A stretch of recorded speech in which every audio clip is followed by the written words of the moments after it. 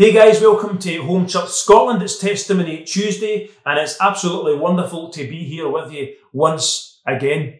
Tonight you're going to hear testimony from my awesome and extremely beautiful wife Ella, and I'm looking forward to that, and I'm going to be sharing a little bit more of my story with you a little bit later as well. No idea what I'm going to say tonight actually, but I'm going to try and say something that makes some sense to somebody.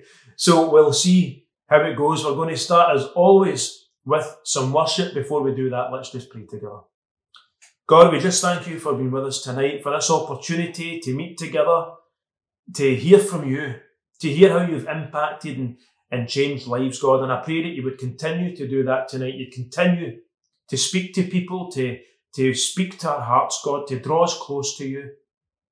And God, I pray that tonight, as with everything we do at Home Church, would have a kingdom impact, would have an impact in people's lives that are watching tonight. Oh God, would your will be done through this church.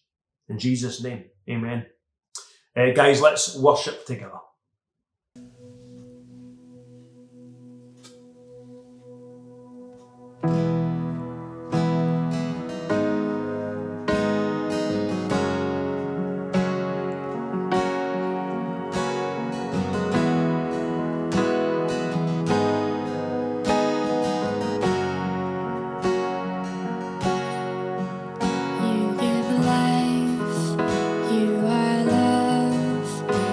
Bring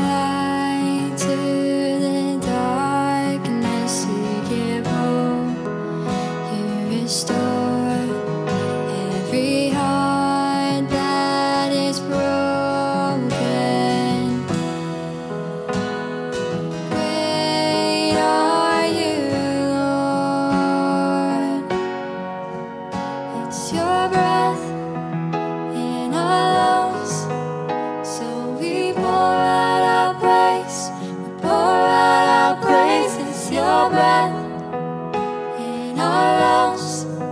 So we pour out our praise to you only.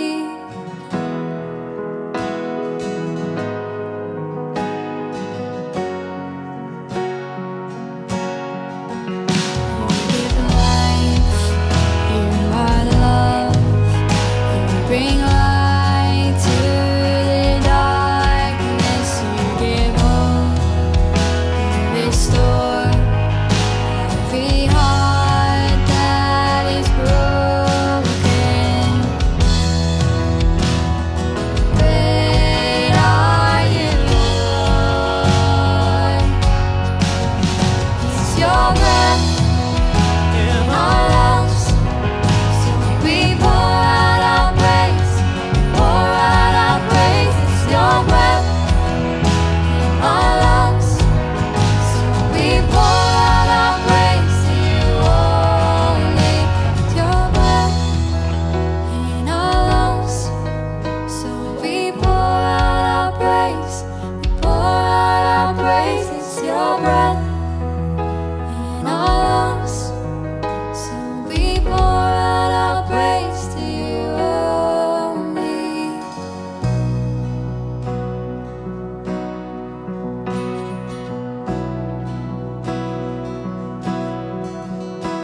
And all the earth will shout your praise. Our hearts will cry, these bones will sing. Great are you, Lord. And all the earth will shout your praise. Our hearts will cry, these bones will sing. Great are you, Lord. And all the earth will shout your praise. Our hearts will cry, these bones will sing. Great are you, Lord. It's your breath. It's your breath in our lungs, so we pour out our praise, we pour out our praise. It's your breath in our lungs, so we pour out our praise to you only. It's your breath in our lungs, so we pour out our praise, we pour out our praise. It's your breath in our lungs, so we pour out our praise to you only.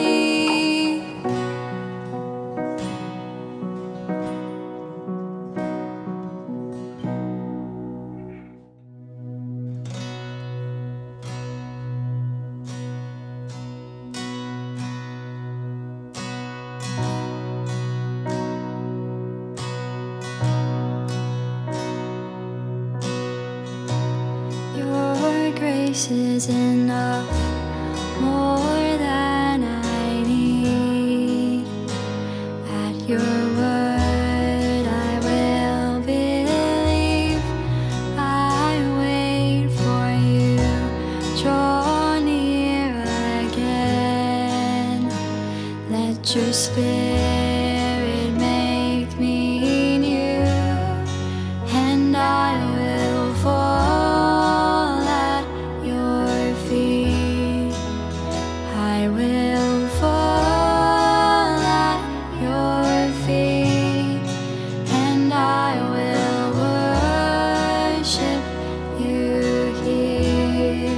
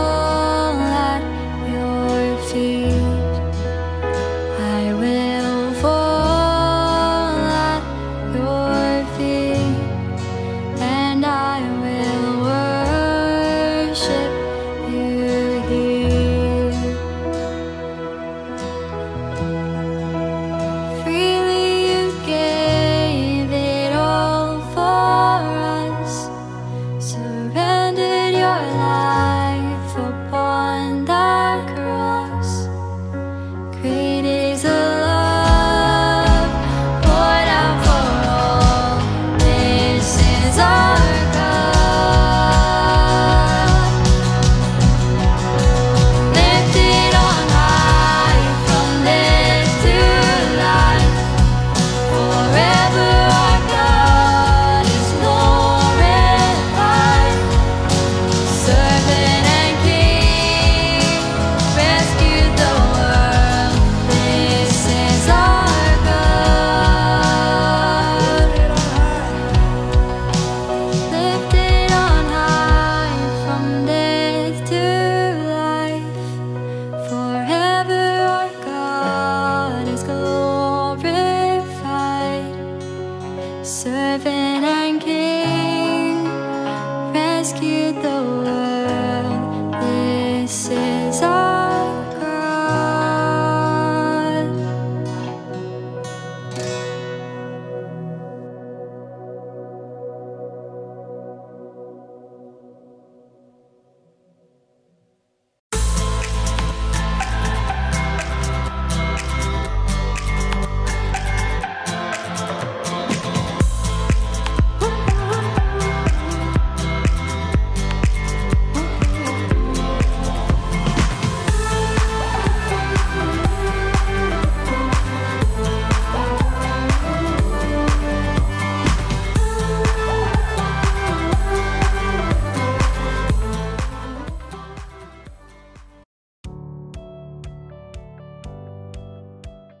Hi, I'm Ella and I've just turned 42 yesterday. I am married to Dave and I have 4 wonderful children, and also I've got Steph, which is a bonus. I enjoy baking when I have time, if I ever get time. Recently I have had quite a bit of time, so me and my daughter have been baking quite a lot. I've taken up some exercises recently, but normally I'm not a sporty person at all. I am Polish, as you can tell from my accent. You can probably hear that. I was born in Poland and I lived there for 19 years and then moved about, travelled a little bit, lived in Germany for a year, I've visited quite a few European countries with a ministry called Covenant Players. That's quite a big part of my life, and I currently live obviously in Scotland, in Cumbernauld, and I quite like it.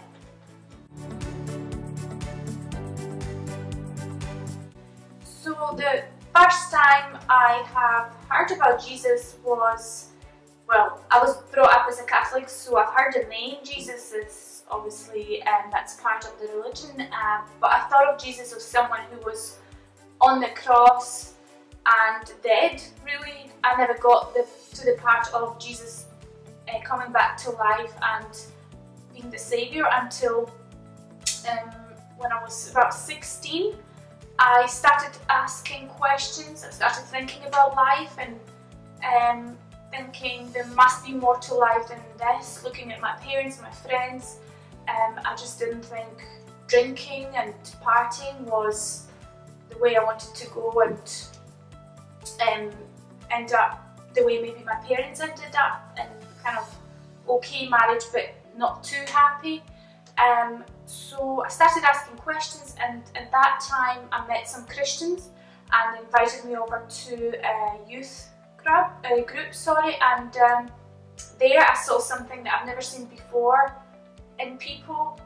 I saw this kind of enthusiasm for God and freedom, and I just really knew then that I wanted that for myself. And not long after that I went along to church. It's a local Pentecostal church in my town called Nissa, and I have heard the gospel and I asked Jesus into my heart, and that was really the beginning of the journey for me, and it's been wonderful.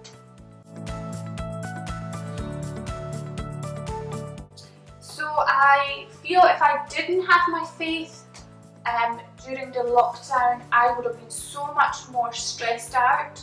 I would have been worrying more. I would have been worrying about the finances. I would have been worrying more about my children.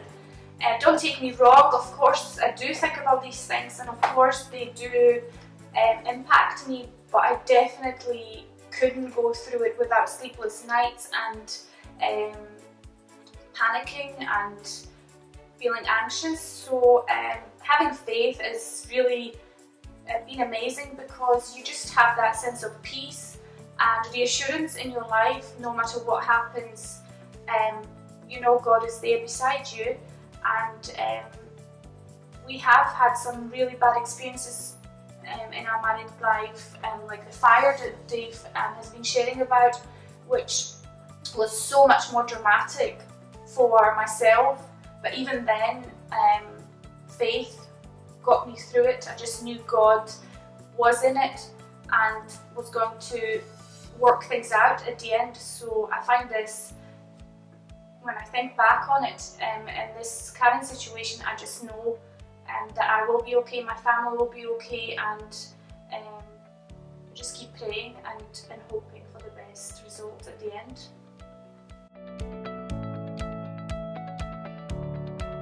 So coming out of the lockdown, my hopes for the church will be that we come back to even much bigger and much more loving, if possible, even environment. People probably through this lockdown have missed each other so much that I think we'll appreciate each other much more.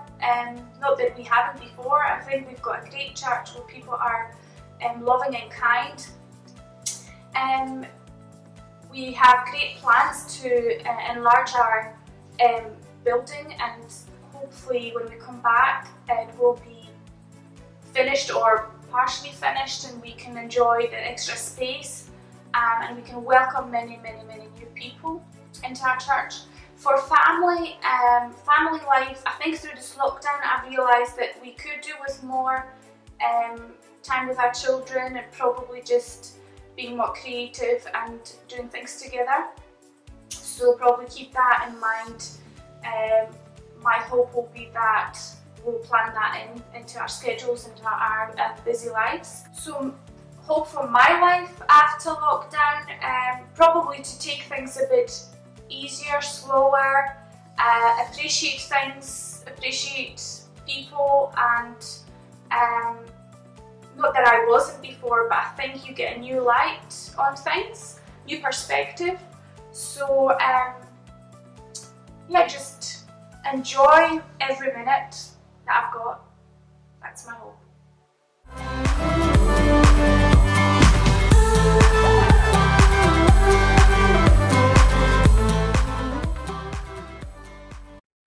Guys, it's great to be back with you on a Tuesday and just sharing really the work that God's done in my life. I'm not sure how many more of these there's going to be. This might be the second last one, maybe the third last one, but it will be no more than that. I want to thank you so much for connecting. I want to thank the many people who have sent messages about how our Testimony Tuesdays have been impacting their life from all over the world. Literally, it's been absolutely wonderful. I'll be working on what we're going to be doing when my testimony's finished. We'll be looking at kind of how we move forward from there. The 10-minute testimonies that you hear at the start, they're going to continue, and we'll just kind of see where we go with the rest of the Tuesdays. I'm aware tonight's a bit different as well. Sadly, it's raining and it's windy, and I've been putting this off for a couple of days, and the weather just doesn't get good enough for me to go out and do my usual walk. So different angle of the living room for you tonight than on a Sunday, just to shake it up a little bit. So over the last 3 or 4 sessions, really been talking about how I came to know God, how I matured in my faith, if you like, but then how I spent 10 years of my life really, I suppose, making mistakes and not following God's plan for my life, not because I didn't want to, just because I was an immature Christian and I was getting that wrong. The desire in my heart was to keep, it was to honour God. The reason I was determined and I kept getting back up on my feet and trying again was I was trying to serve God and trying to be the best person I could become. But the mistake, of course, that I made was simply not just taking the time, being patient and asking God, what do you want me to do? And then going down that route. So as we came to last week, I'd come back from Poland, I'd waited in God, and finally I had ended up where I was supposed to be in full-time ministry, employed as a youth pastor. It was totally crazy because I went from chasing all the money and having lots of money and stuff to having a salary of £11,000 a year plus a house. So I got a house to stay in and £11,000 a year. And it was so bizarre because I suppose I always thought I'd have been, with the money I'd have been happy, I would have been secure. But I can honestly say, because see when you're outside of God's will, it doesn't really matter what you have, it's not enough. And no matter how much money I had, there was always this pressure on me of A, needing more, or B, losing it, or it just, nothing sat right. And yet here I was in £11,000 a year. And I was subsidising the house that I still owned in Cumbernauld, but that's another story. And yet somehow God just graciously and miraculously provided for my every need. I had no financial concerns. I wasn't flush. We couldn't do things. I never had I gave up my car even. Somebody gifted me a wee car. Just God's provision was just unbelievable. Unbelievable, God's provision for us. And it was great. Here I was in full-time ministry, something that I suppose I'd always been called to. And it was just a case of, at that point then seeking God for what to do with every decision moving forward. And all I can say is, anytime I seeked God, He gave me a specific strategy to use for the situation I was asking it for. And it worked every time. But all of a sudden, I'm seeking God. All of a sudden, I'm praying through everything and being patient for God to answer. And things just started to work out. So one of the first things I was tasked to do, just as an example, was to build a relationship with the school next to the church. The church had been trying for about 20 years to build a bridge to the school, but they'd never been allowed anyone in. They weren't allowed to run SU groups. There was no relationship. So I'm praying to God right at the start, week 1. Right, God, I'm going to go and approach the school. How do I do this? What's my strategy? What's my angle? What am I going in with? What is it I can offer these guys that is going to allow them to have Christians in when they hadn't ever had Christians in before? And it really, really clearly, God spoke to me, be all things to all men so that you can win some. And that's something that the Apostle Paul said in Scripture, I'm going to be all things to all men so that I could win some. So I thought, I'm not going to go into the school with an agenda. I'm not going to go into the school with a plan of action that I want to implement. I'm simply going to go in and say, I can be whatever you need me to be. I felt that strongly. That was the strategy that God gave me. So I walked over to the school and went in and said, I'm the new youth pastor across the road. Really keen to serve you guys. I've no agenda, but I would like to give you 6 hours a week of my time. If you just tell me what you want done, I'll do it, no matter what it is. So they said they were in need of some anti-bullying classes and they needed a football coach. So I started coaching the school football team and I started teaching anti-bullying classes. I went around the whole school and worked in every class. Now, I wasn't doing anything Christian. I wasn't, at any stage was I talking about Jesus. But if I'd walked over and said, I'm the new pastor, I want to come in and tell all your school pupils about Jesus, I'd probably have been chased. And I certainly wouldn't have been given, within a week of being in a job, an opportunity to go into every single class across the whole school and get to know the pupils that were there. So I just done the best I could do. I did the best job I could do. All of these things. The classes were a massive success. The football team done well. And we just served the school. After about, it was pretty much the whole year, served the school, never done a thing.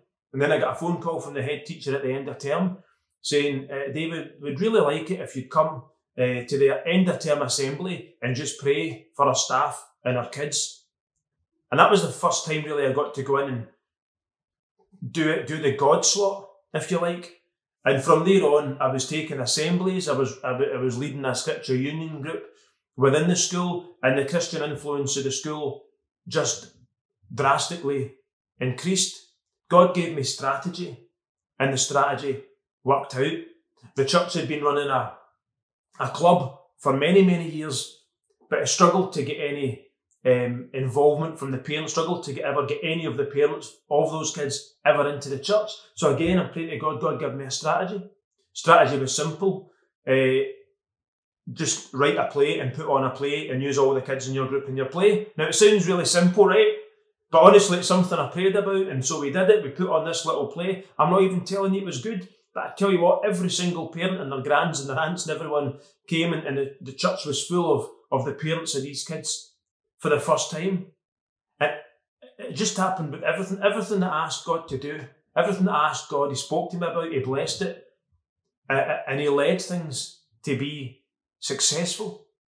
And for the first time as well in my life, really, I mean, at school I'd led some people to Jesus, but I hadn't in many, many years. But I remember I put on this youth worship event within my first month in the church, and 14 people responded that night. I was just blown away. We set up some youth stuff, and at one stage, from a church that had no youth work, at one stage there was so many youth in the building on a Sunday that they were sitting on the floor because there was nowhere to go. God was just blessing everything because I was asking Him what I was supposed to do before I did it. Now, that didn't mean that there wasn't challenges. To be honest with you, not everyone liked all of the youth in the place because it changed the church that they knew to perhaps a church that they didn't really want to be involved in. There was still challenges. Some people didn't like me. I'm a bit of an unconventional guy, and I do things a bit differently. And you know what? To be honest, I'm not going to say it was all rose in the garden. Some people didn't connect with that. And actually, in the end, it got so difficult with people just not really liking how I was doing things, to be honest, despite the results and stuff. And I'm not going to go massively into it because, they were a great 2 years of my life, and I've got some amazing friends from there, and some folks from that church are now members in our church. And, God used that time in my life amazingly. But it was a 2-year contract, and I fulfilled it, but felt just really not to renew that. But what it did was it gave me lifelong friendships. What it did was it taught me as a Christian how to deal with adversity, because I did come against adversity. And a lot of the situations I dealt with then, but I didn't understand why these things were happening. When I came to be senior pastor, not a youth pastor in this church, a lot of the same things that I'd seen go wrong before, I was able to use that experience to work through the exact same situations that I found in this church when I arrived here. So I learned about adversity. I learned how God uses your adversity to train you for things for the future, which is really, really important. But the biggest thing I learned in those 2 years was just that fact that when you pray to God and ask Him for strategy, He'll massively bless it. It's a really simple thing. So after the 2-year contract was done, God allowed me to be a full-time musician for a couple of years. And that's something that I could only ever have dreamed of. I'd started a band just around the same time as I started as a youth pastor. And again, because I was learning this strategy from God, it was nuts. I asked God through prayer, how am I supposed to do this? How am I supposed to do this band? What's the strategy? How would you like me to? And God was so specific.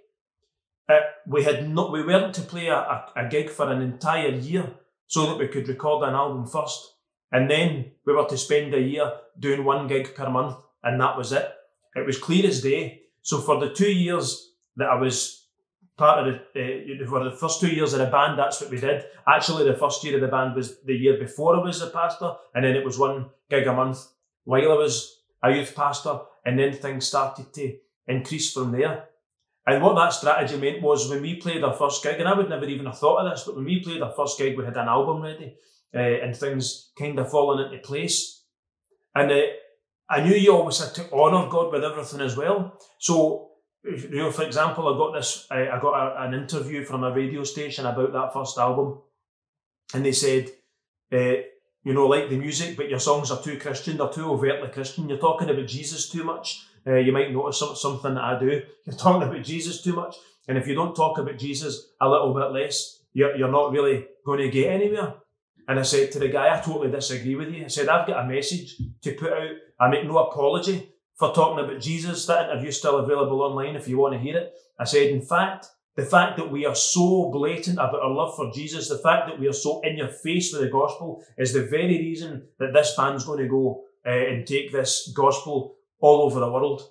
And bizarrely, an American pastor heard that interview. He phoned us up and booked us for our first tour of America. We had 2 over there, but that was the first time. We'd hardly played many concerts in the UK, and off we were playing shows in America. And then, of course, when we came back to Scotland, we were the Christian band who'd just been touring America. So the gigs get bigger, and we ended up supporting artists like Leland, who wrote Lion and the Lamb and sings Waymaker and things. Then we got invited, he invited us to his church in America, so we went back to America, done a second tour, and just things started to get incredible. And so for 2 years after I'd finished as a youth pastor, I was in full-time music ministry, just travelling all over the world and preaching the gospel and seeing incredible things happen just because you're tuned into God. And you know, some of those amazing things, you know, I don't know.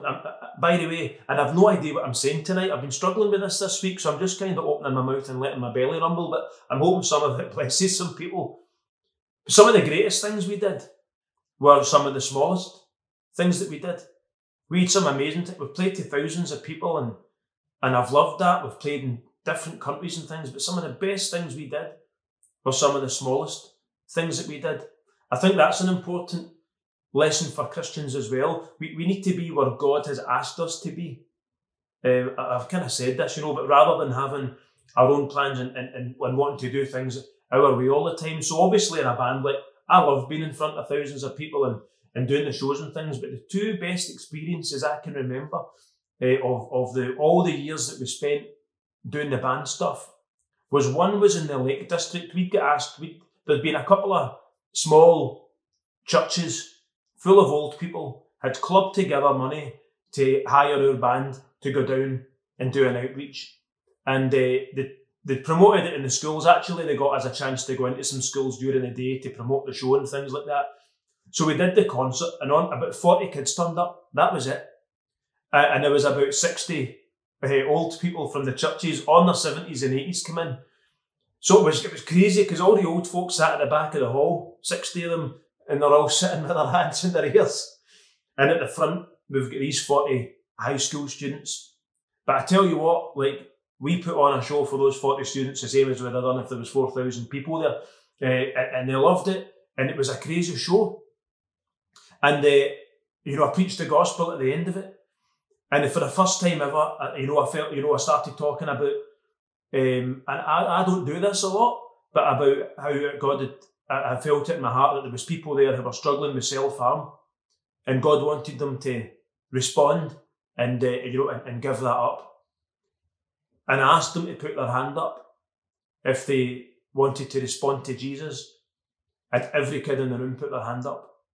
And we had one classroom set aside in the school to pray with kids after, and we needed 4 classrooms and loads of volunteers to pray with all these kids that had responded to Jesus. And that night, in their droves, they were handing us their blades and making that commitment to not do that anymore. Now, I don't know what happened with these kids. There was some youth pastors there that we got them connected with. I don't even know what happened. I just know it was an incredible time. And I do truly believe today that some of those kids will still be walking with God. I do strongly believe that. That was great. Another thing I remember, we played a gig to 5 people in Dallas in America. It was nuts. I was phoning some churches in America, because obviously we had the churches that booked us and we needed some more shows. So I'm praying over Google one day about, you know, looking at some church names and what churches should I phone to play a show. And I phoned this African church, said to the pastor, I'm coming to America in March with my band. I wondered if you would be open to have us come and play a show at your church. And he said, oh, we don't have any money. I said, oh, it's all right. I never asked you about money. I'm not phoning about money, but your church has jumped off at me. I really feel like I'm supposed to come to your church. And again, he was all worried about the money. I says, look, mate, if you can give me nothing, I feel like we're supposed to come to your church. We're going to come to your church and play a show if you'll have us, and like give us whatever you can. So that was agreed. In the end, they very generously gave us $1,000 for that show, which for that church with 5 people was incredible. So we went to the church. We drove all the way to Dallas from Austin and played this. Well, actually, we ended up not even playing a show. We just done some worship with them and stuff, right? And the power of God moved so powerfully. It's one of the most powerful environments I'd ever been in. And again, and this doesn't happen to me a lot, I said to the pastor in the middle of worship, I really feel I've got a word for you. And I don't know what this means, but I really believe God telling me he's got a house for you somewhere close to the church. Does that mean anything? And he burst into tears. And they said that he lived more than 100 miles away from the church. And he'd been driving into church every week for over a year. And they hadn't seen any growth. And he said, actually, when you phoned me that night, I was in a meeting with my mentors, and we were discussing at that point, we were making a decision at that point to close the church unless God told us not to close the church. And then you phoned me and said that you felt led to come and play a show at this church. And then 6 months down the line, there they were, and we were able, it wasn't about playing to a lot of people, it was just about being able to encourage that one guy, encourage that one pastor. And his church continued, and I spoke to him about a year later, and his church had started to grow. And it's just about when you put yourself in positions to allow God to use you, that's exactly what God is going to do. He might use you in might use you in the way that you expect, but he probably will use you in far greater ways than you could ever expect. I love being a youth pastor. I love the blessings that we have from that time in our life, even though I'll be honest with you, as a first role in ministry, and with some of the issues we experienced, it was the toughest 2 years of me and Ella's life. But what God has done through it, and what God is even, to be honest, still doing through it, is amazing. And I'll be honest, a wee musician from Glasgow, I couldn't only have dreamed of playing any shows out with my home city. To have played shows in many countries all over the world, to have played, in Glasgow, venues like the SECC and the Royal Concert Hall and the O2, and just what God allowed a wee dude with average talent to do for 2 years was nuts. If you hand your life to God, he'll do really incredible things through it. The biggest surprise, I suppose, to me, and I'll probably finish with this, I don't even know how long I've been talking. As you heard over the last few weeks, I had some major problems with businesses. Kept trying to make millions and it kept not working. So after I closed that last business down, failed for the 3rd time, I'd made this kind of promise to myself, to be honest with you, that I was never ever going to run another business again. I just wasn't going to do it. Whilst the band were touring, obviously we would be away for a couple of weeks and we would be home for a couple of weeks, and we wanted something to do when we were at home. And one of the things I missed about being a youth pastor was going into the school and working with the kids. And as I'd said, I'd started off teaching anti-bullying lessons to the school. And little did I know at the time that God was going to use that for his glory further down the line.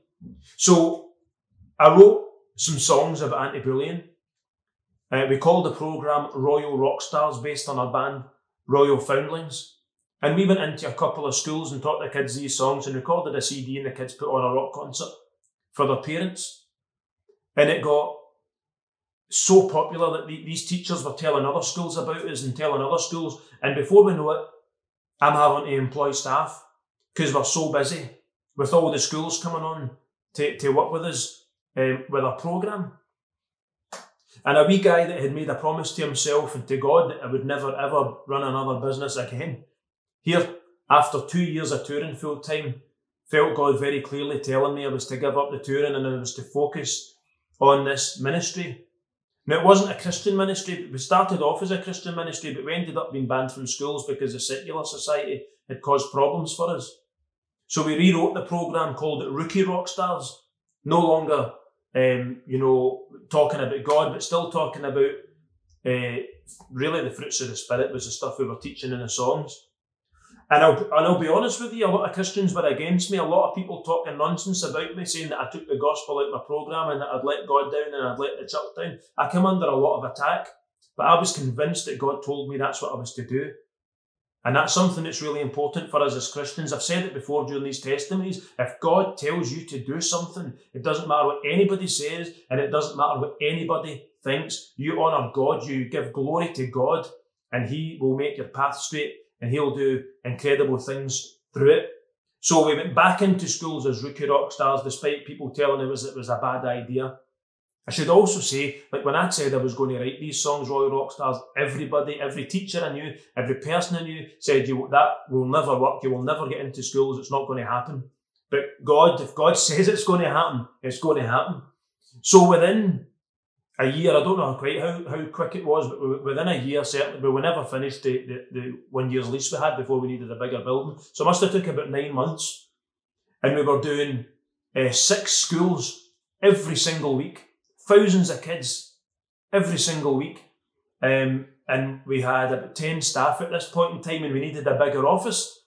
So we moved to Kirkentillach, and God just kept blessing it. And we had a couple of spare rooms, and I said, you know what, if we used these spare rooms and taught some music lessons, we would be able to pay the rent on the premises. So let's just do some music lessons. So we opened up for music lessons, and within 9 months, we were the largest independent music school in Scotland. And I was sitting in the office one day when the music school was still small enough that we could have our offices in the same building. I was sitting, and I overheard a mum talking about the stuff that her daughter had went through, and she needed mental health counselling, and she couldn't get any. She was it was an 18-month waiting list that she would only get moved up if she had made an attempt on her life. And my heart broke, you know. And I went and spoke to the mum. I said, I'm really sorry, I overheard what you said there. Can you just fill me in your situation? And the next week, we employed a counsellor and started counselling that girl. And then the mental health service astronomically grew as well. And as it stands today, we're closed for the lockdown, and I believe God's going to pull it back for us. I really do. At this day, we've worked with more than 500,000 school children in Scotland. We've got 3 music schools, we've got a charity shop, we've got a mental health counselling service. We counsel about 120 children and young people every single week, and our organisation's turning over more than £500,000 a year. And this from a guy who failed at business 3 times. This from a guy that said, I'm never ever going to go into business again. But a guy whom God said, yes you are. He put me back into business. But the difference between rookies and everything else I've ever done was there's not a single decision gets made without prayer. There's not a single decision gets made without asking God what I'm supposed to do next. And that's why God has immensely blessed it. And I remember when I started Rookies, all the people telling me that I should never have left ministry, that I'd made a mistake, that wasn't right what I was doing. And I just always said to those closest to me, I just know God's going to do something through it. I just know God's in this, and an opportunity will come again to be able to, link what I do with ministry, with my faith. And little was I to know that 2 years later, I would have the opportunity to become pastor in a church based very, very close to my business. And the fact that I had spent 2 years serving the community, 2 years building a reputation within the community, would massively bless the church that God was going to call me to pastor. See, things don't need to make sense in our heads. God is, if you've given your life to Jesus, He's behind the scenes, and He's pulling all the strings, and He's setting things up for you 2 years from now. He's using what you're going through right now, and He's setting something up 2 years from now, 5 years from now, 10 years from now, that He's going to use what you're going through now to be a blessing to someone or something else down the line. Your only responsibility is to listen to Jesus. I've had some incredible things. I've been commended in Parliament.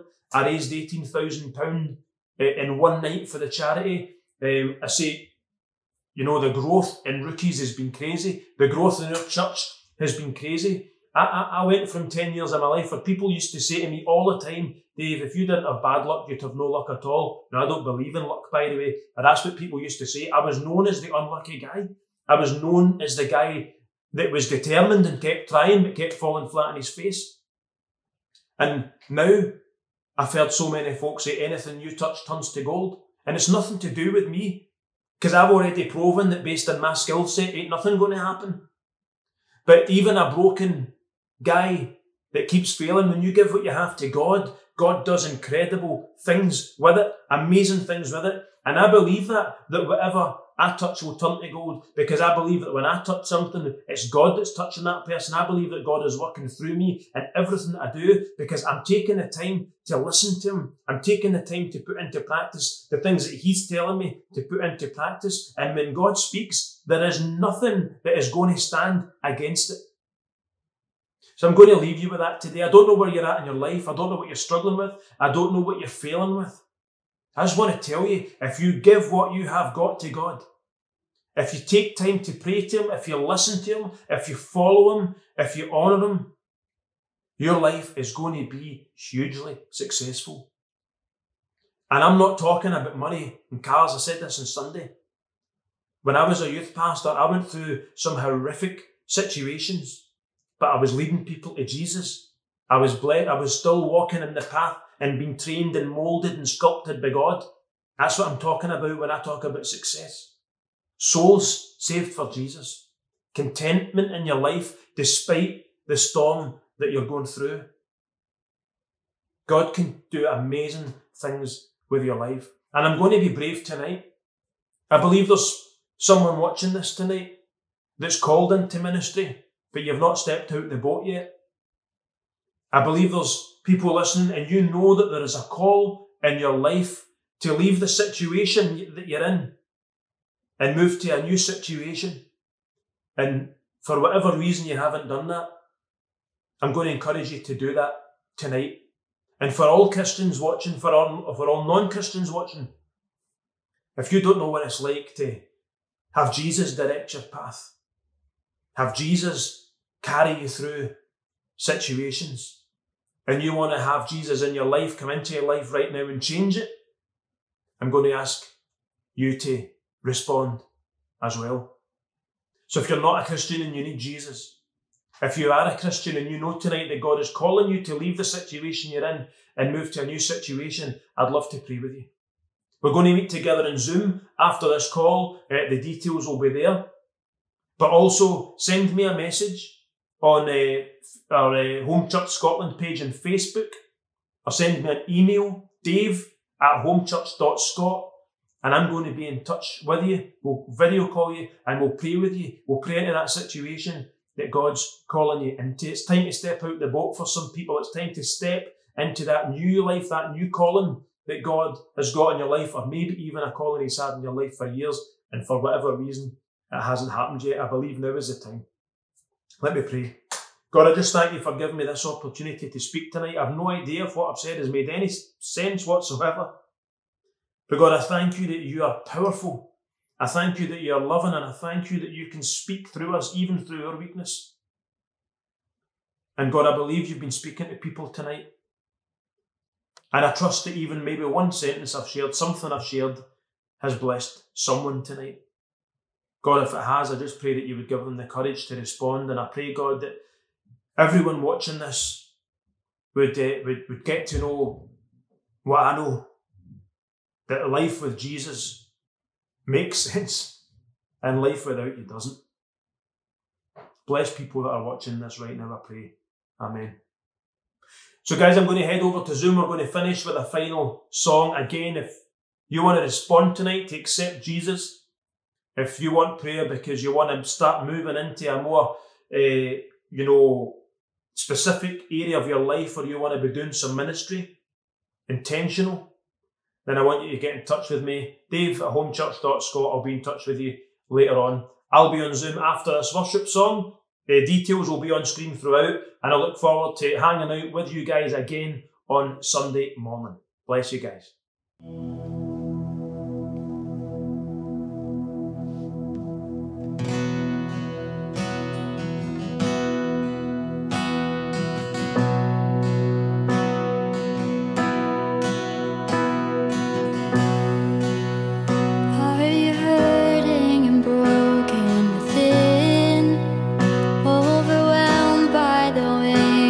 of sin, Jesus is calling. Have you come to the end of yourself? Do you thirst for a drink from the well? Jesus is calling. Oh, come to the altar.